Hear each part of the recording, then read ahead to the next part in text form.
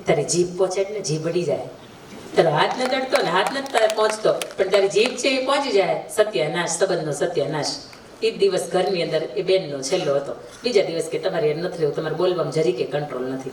બેનનો નહોતો જ, એનું આખું ગામ જાણતું હતું. પણ આ ભાઈ એક વખત ખાલી એટલું કીધું, તારો હાથ નહીં પહોંચે ને તારી જીભ પહોંચી જાય, તું એક વખત પ્રયત્ન કર. એટલે એ પ્રયત્ન એવો કે તમારે રહેવું જ નથી. આવી નાની નાની વાત હોય કે જેની અંદર દંપતી છે એની અંદર વિકરાળ સ્વરૂપ લેતા હોય, રાઈનો પહાડ બનાવી દેતા હોય. અને બીજો મારે પ્રસંગ તમને એવો કેવો છે, મારી બહેનો છે ને જીભ બહુ હોય પણ મંચ ઉપર ન હોય. અહીંયા બોલવા આવે ને તો આમ ધ્રુજવા લાગે, એમ લાગે માતાજી એવા.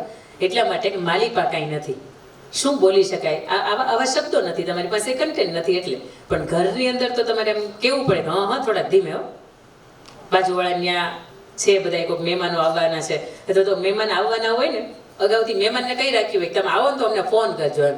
એટલા માટે ન કરી રાખ્યું હોય કે તમે એને સ્વાગત કરવા માટે જાઓ, એટલા માટે એને કહી રાખ્યું હોય કે ઘરની અંદર થોડાક ધીમા પાડી દઈએ કે તમે જોજો એમને આપણી આબરૂની ઇજ્જત હચવાઈ જાય એમ.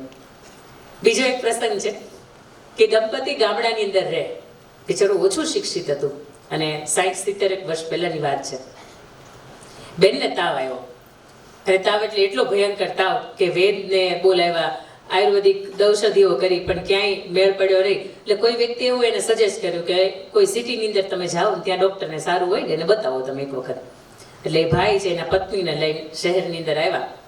શહેરની અંદર ડૉક્ટરને વાત કરી કે આટલા દિવસથી તાવ આવે છે, કાંઈ ઉતરતો નથી, એટલે તમે કંઈક એનું સમાધાન કરો ને. એટલે ડૉક્ટરે એને મોઢાની અંદર થર્મોમીટર મૂક્યું અને 2 મિનિટ સુધી એનું થર્મોમીટર રહ્યું ને. એટલે ભાઈ ઓલા ખૂણામાં બેઠા હતા, ત્યાંથી કૂદકો મારીને આવ્યા, તમે એનો ઈલાજ કરો કે નહીં મારે લેવા દેવા નથી, પણ આ મોઢામાં જે મશીન મૂક્યું છે એ મને તમે કહો એ ક્યાંથી મળે.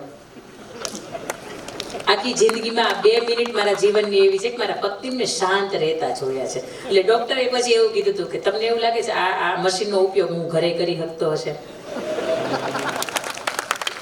આવી બહુ નજીવી બાબતો છે કે જે પરિવારની અંદર દંપતીની વચ્ચે રોજ આવા હસી મજાકના પ્રસંગો આવતા હોય. કદાચ અહીંયા તમે હાસ્ય કલાકારને બોલાવો ને તો એવું તો હાસ્ય ન જ પીરસી શકે જે હાસ્યનો ઉદ્ભવ આપણા ઘરને આંગણે થતો હોય.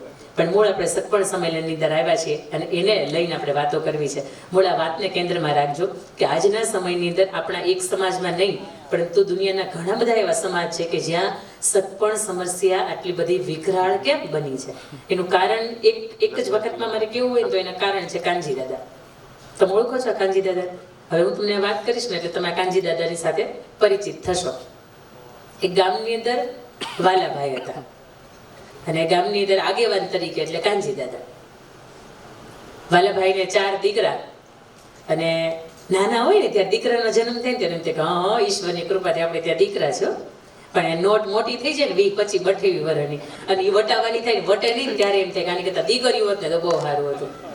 કારણ કે જેને તે આંગણી જેને તે આંગણ દીકરી તેનો તે ધન્ય અવતાર, સાચવેલા ધન વાપરે જો પૂજા હોય મુરાર. ખૂબ સુંદર મજાની આપણે લોકગીતની અંદર કવિતાઓ છે કે જેને તે આંગણે દીકરો તેનો તે ધન્ય અવતાર, વહવારું પાયે પડે જો પૂજા હોય મુરાર. આ વહવારુંને લાવવી એ જ અઘરી છે. બાકી વાંઢા કેટેગરીની અંદર બજરંગ દળની અંદર ઘણા બધાના નામ નોમિનેટ થતા હતા અને આવનારા સમયની અંદર થશે પણ ખરા. એનું એકમાત્ર કારણ પણ હું તમને કહીશ, 42 વર્ષની ઉંમરે ભણી શકાય પણ નથી થતું ને એના રીઝન મારી પાસે છે તમને કહેવાના. મારે વાલાભાઈ જે 4 દીકરાનો જન્મ થયો ને લાખું ગામ એમ કે હા વાલા તારે ઈશ્વરની બહુ કૃપા, 4 દીકરા છે, દૂધથી ધોયેલા છે. વાલાભાઈને એમ કે હા. પછી જ્યારે 18, 20, 22, 25 વર્ષના થાય એટલે વાલાભાઈ ગોતવા નીકળે. આવી જાહેર સભા હોય ને અંદર આખી જિંદગી ક્યાંય ન જાય, આવી જાહેર સભા હોય ને અંદર જાય એટલે કાનજી દાદાની બાજુમાં બેહવા. કારણ કે કાનજી દાદા આખા ગામની યાર કોન્ટેક્ટમાં હોય. એટલે અમે ક્યાંક જાય તો અમને એમ કે મારો દીકરો પહોંચાડવાનો છે, બેન ધ્યાનમાં રાખજો, બાયોડેટા હું તમને આપું છું. એટલે મારા ફોનની અંદર ઘણા બાયોડેટા આવતા હોય.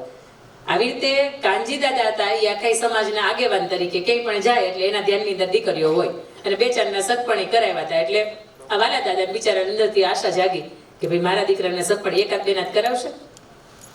એટલે વાલા દાદાએ કાનજી દાદાને કીધું, કાનજી દાદા આપણા 4 દીકરાઓ હવે યુવાન થઈ ગયા છે, તમે મોટાનું એકાદાનું ગોઠવી દો, કંઈક કરાવો. તમે તો સમાજની અંદર આગેવાન છો અને તમે ને હું જેથી દીકરા નાના હતા ને તેથી પૈસાની દ્રષ્ટિએ હરખા હતા એટલે આપણે તો બે દોસ્તાર કહેવાય.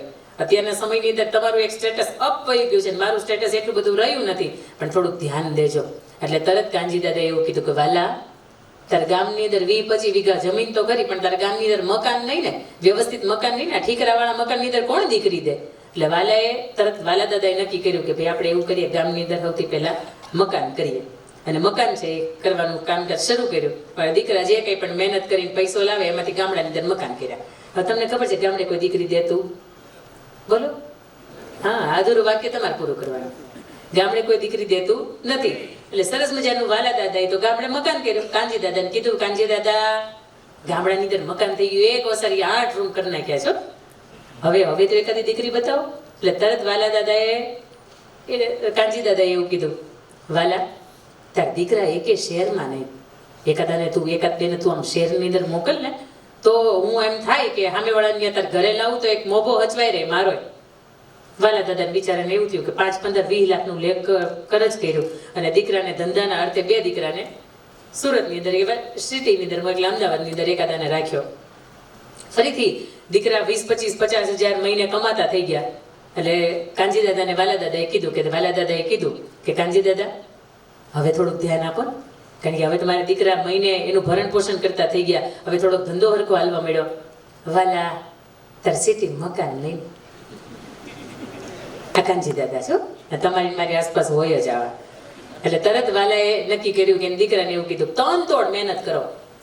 ગામડાની જમીન કદાચ 10 વીઘા વેચવી પડે તો વેચી નાખો, પણ એકાદા સુરતમાં ને એકાદા અમદાવાદની અંદર હવે ન્યૂ ડેવલપ વિસ્તાર હોય ને એની અંદર મકાન લઈ લો. હપ્તા પછીની વાત છે. એ ક્યાં આવવાળી વ્યક્તિને ખબર છે કે હપ્તા લીધું છે, રોકડા લીધું છે, એ નથી જોવે, મકાન છે ને ઘરનું બસ. એટલે વાલા દાદાએ નક્કી કર્યું કે ભાઈ દીકરાને કીધું, તમે સમજવામાં દીકરા 18, 20, 22 વર્ષના તો હતા. પછી ગામડે મકાન કર્યું, સુરતની અંદર અમદાવાદની અંદર કમાવા માટે ગયા. હવે સુરત ને અમદાવાદની અંદર મકાન લીધું. એટલે વાસ્તુ પૂજનની અંદર બોલાવ્યા કે કરશન દાદા આવો, કાનજી દાદા તમે આવો અને આપણે વાસ્તુ પૂજનનું કરીએ. વાસ્તુ પૂજનનું સુંદર મજાનું જમણવાર પત્યું. એટલે કાનજી દાદા બેઠા હતા. વાલા દાદાએ કીધું, કાનજી દાદા હવે તો એકાદી દીકરીને બતાવો ને. એટલે તરત એવું કીધું, તાર 4 વ્હીલ લઈને વાલા, તાર દીકરાને કે 4 વ્હીલ લઈ લે.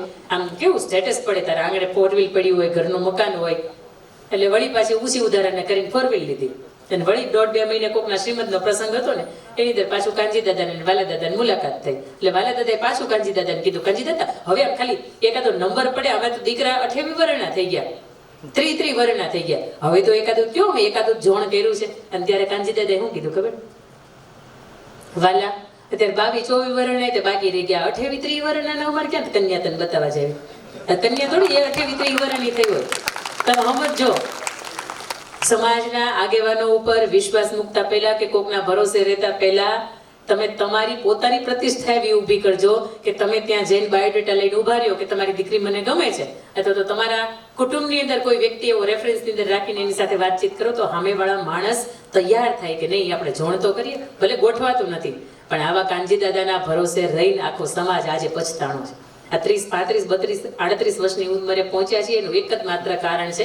તમને એમ થાય કે સમાજની અંદર તો ઘણા બધા આગેવાનો છે, એકાદી દીકરી બતાવશે, પણ એને ખબર નથી ગામડે મકાન જોઈ, ગામડે જમીન જોઈ, ગામડે પાછા ઠીકરાવાળા નળિયાવાળા નહીં, પાછા સુરત કે અમદાવાદ કે કોઈ પણ સિટી અંદર રહેતા હોય તો ન્યા મકાન જોઈ, ઘરને આંગણે 4 વ્હીલ કે 2 વ્હીલ કે નવી એક્ટિવાઓ જોઈ.